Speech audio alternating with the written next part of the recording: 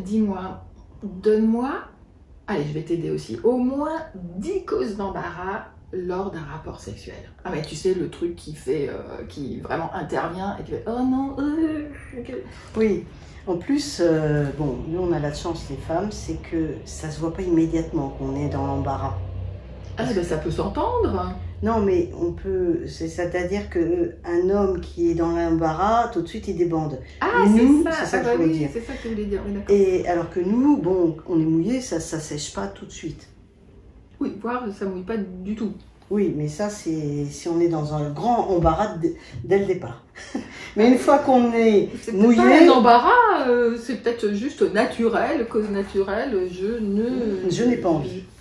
Bah, c'est pas que je n'ai pas envie, c'est la lubrification, elle n'est pas que dépendante du désir, elle est aussi dépendante d'un stress, aussi dépendante d'une fatigue, dépendante d'un médicament que tu as pris, dépendante, tu vois, tu as fait une cure d'antibiotiques, eh bien tu vas peut-être pas lubrifier tout de suite après. Tu as mis des tampons, tu es toute sèche après. Exactement, voilà. Donc non, lubrification et désir ne sont pas complètement liés. Bon.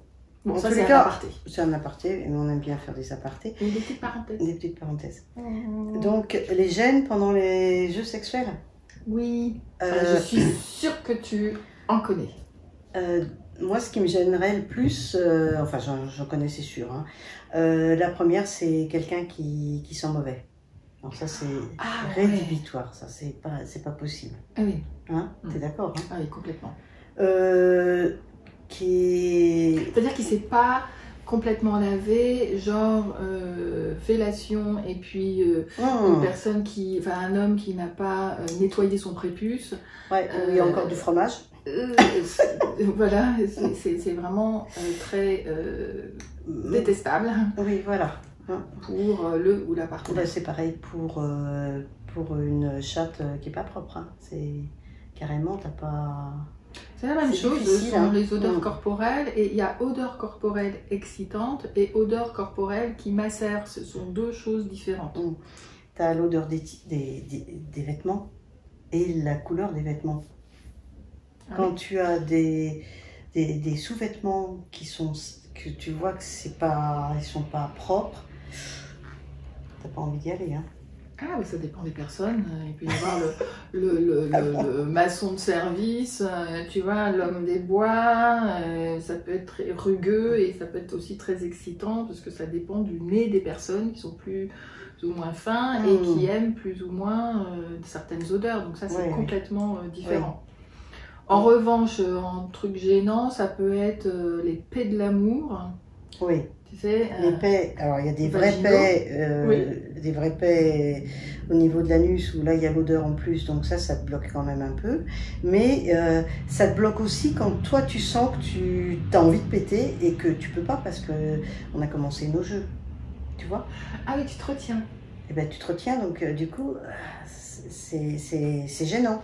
Bah, ça te coupe de ton corps. Et c'est délicat d'aller bonjour aux toilettes et puis tu reviens. Et en même temps, c'est naturel, quoi. Bah oui, je suis d'accord. Bon, enfin, là, ça coupe un peu. Oui, hein. C'est-à-dire j'ai envie de péter, chérie, tu veux bien? Hop, et ça peut se dire et ça peut se faire, mais...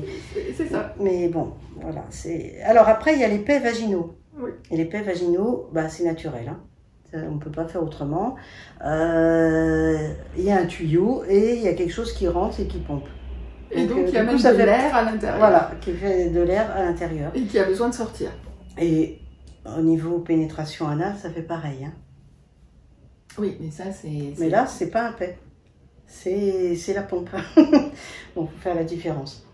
C'est ça. Ce sont des bruits induits. Voilà. Et d'ailleurs, il y a des fois, le lit grince, il y a des bruits, beaucoup de bruit. Et il y a les gosses à côté, où tu sais qu'il y a les voisins qui sont là, tu sais que t'as ouvert... C'est une source d'excitation que de faire entendre son plaisir. Oui, sauf que des fois, t'as la fenêtre ouverte, et là t'es tranquille, tu sais que les voisins sont pas là, et là qu'ils arrivent et ils ouvrent la fenêtre. Et là, t'as ton partenaire qui fait un bruit pas possible. Ça te dit, je fais quoi? Voilà, ça peut te gêner comme ça peut t'exciter. Voilà, c'est ça. Ça dépend.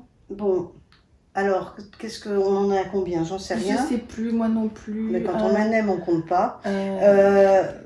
Par exemple, la constipation et la sexualité, ça peut faire très mauvais ménage. C'est-à-dire que quand tu as ton ventre qui est très gonflé, douloureux en plus. Douloureux, du coup, ça te coupe des sensations, puisque ça te ramène là où il y a de la douleur et de l'inconfort. Et évidemment, c'est pas très engageant pour dépasser ton ballonnement. Et puis là, t'as pas du tout envie qu'on s'occupe de ta pastille. Je veux dire de l'anus. L'anus. Mais c'est aussi un bon moyen d'aller aux toilettes. Ouais, juste après. Soigner une constipation par une sodomie, et why not? Mais si, Claudie. D'accord. D'accord, ok. Non, mais moi, ça se referme. Après, t'as quelqu'un qui a un grand poil de nez. En évidence. Ah oui, donc ça, toute ton attention est focus sur le poil de nez là. Enfin moi ça me gênerait pas, hein. C'est-à-dire que j'aime trop ça pour être embêtée avec un petit détail comme ça. Okay. Mais les détails qui me gênent vraiment, c'est les mauvaises odeurs, quelqu'un qui ne sait pas appliquer à se préparer. Après tout dépend je dirais de l'éducation, de ce qui s'est passé dans l'enfance et qui ramène certains bruits, certaines odeurs à des gênes et des embarras. Donc voilà, ça dépend aussi d'où tu viens, quoi. Puis quand tu es malade, quand l'autre est malade, en train d'éternuer tout le temps ou de se moucher. C'est pas glamour ça. Mais c'est pas très grave. C'est pas très grave, c'est pas que ce soit pas glamour, c'est que j'ai plutôt peine pour l'autre. Donc si j'ai peine pour l'autre, je suis moins dans mon désir ou dans mon envie et je m'arrête et je fais preuve de compassion, quoi. Donc ça dépend. Après, il y a certainement des gens qui sont gênés par le manque d'épilation, le manque d'épilation de la femme ou de ses jambes ou au contraire l'épilation de monsieur qui peut être un peu choquante, ou je sais pas. De la même façon, les poils quoi. Les poils en général, donc les pour-poils, contre-poils, ça c'est vraiment un débat, surtout que c'est un débat d'aujourd'hui. Parce qu'avant, le poil faisait partie de l'anatomie et c'était plutôt, en tout cas dans notre culture, c'était avec poil plutôt que sans poil. Ça dépend des cultures aussi. Bon. Tu crois qu'il y en a d'autres? Il y en a plein d'autres qui appartiennent ou, je sais pas, vous embrasser, il y a des trucs autour de la dent, qui fait la fixette. Ouais. La feuille de salade. La feuille de salade, tu t'en aperçois après quand tu vas aux toilettes. Tu fais, oui. Par exemple. Donc il y en a plein d'autres. Qui vous appartiennent. Je suis sûre que si vous regardez, il y a ces moments un peu gênants qui vont revenir et sur lesquels j'espère que vous pourrez rire ensemble. Oui.